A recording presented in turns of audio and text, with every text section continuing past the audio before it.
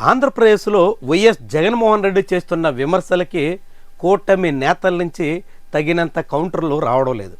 ఇది మనం చెప్పడం కాదు, స్వయంగా చంద్రబాబు అంగీకరిస్తున్నారు. కేబినెట్ మంత్రులకి పదే పదే హితబోధ చేస్తున్నారు. అయినా సగం మంది మంత్రులు కూడా స్పందిస్తున్న దాఖలాలు లేవు. మంత్రులే కాదు, నేరుగా టీడీపీ అధినేత కూడా అనేక సందర్భాల్లో జగన్మోహన్ రెడ్డి చేసినటువంటి విమర్శల్ని, అనేక అభియోగాల్ని ఎదుర్కోవడానికి ముందుకు రావట్లేదు. రాష్ట్ర ఆర్థిక పరిస్థితి గురించి కానీ, అప్పుల గురించి కానీ, రాష్ట్రంలో దిగజారిపోతున్న జనజీవన ప్రమాణాల గురించి కానీ, కాగ్ ఇతర ఆర్థిక సంస్థల నివేదికల ఆధారంగా జగన్మోహన్ రెడ్డి చేస్తున్నటువంటి విమర్శలకి చంద్రబాబు నుంచి ఏ మాత్రం సమాధానం ఉండట్లేదు. ఓకే, ఆంధ్రప్రదేశ్లో జగన్మోహన్ రెడ్డికి సమాధానం ఇవ్వలేకపోతున్నారు, తగినంత కౌంటర్ ఇవ్వడానికి కసరత్తులు చేయలేకపోతున్నారు అని అనుకుంటే, ఇప్పుడు తెలంగాణకు చెందినటువంటి మాజీ ముఖ్యమంత్రికి కూడా తెలుగుదేశం పార్టీ ఏ మాత్రం కౌంటర్ ఇవ్వలేకపోతుంది. కేసీఆర్ చాలా కాలం తర్వాత మీడియా ముందుకు వచ్చి చంద్రబాబు మీద దుమ్మెత్తిపోశారు. చంద్రబాబుని తీవ్రస్థాయిలో విమర్శించారు.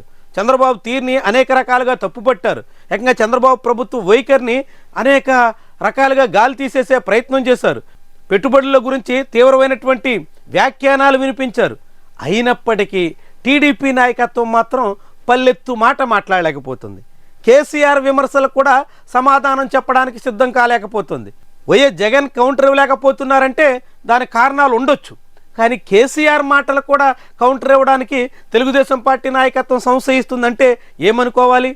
కేసీఆర్ విమర్శలకు కూడా సమాధానం చెప్పడానికి టీడీపీ నాయకత్వం సిద్ధం కాలేకపోవడం దేనికి సంకేతంగా చూడాలి?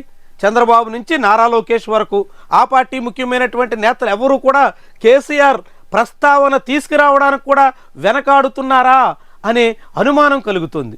కేసీఆర్ విషయాన్ని కౌంటర్ ఇచ్చి మాట్లాడి ఎదుర్కోవడానికి కూడా సిద్ధం కాలేకపోతున్నారా అనే సందేహాలు కలగక మానవు.